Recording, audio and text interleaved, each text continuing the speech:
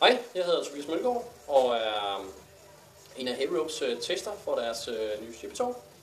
Og jeg skal medgive, at jeg har ikke fået trænet så meget i den sidste uge, for jeg har lidt syg. Men det skal vi råde bod på nu. Og jeg vil gerne lige starte med at fortælle lidt om shippetoget. Eller shippetog. Det er måske nærmere en anaconda med to plastikgreb. Det er det tungeste af Heavy Ropes og vejer 2,7 kilo. Det er lidt noget andet end mit standard Gazelle shippetog med en stålwire og noget kuglelejer.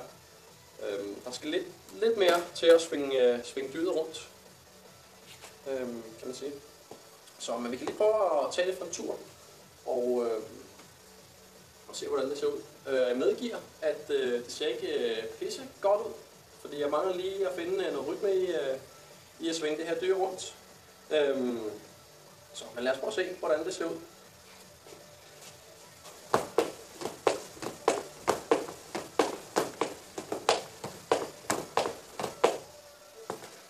Sådan der.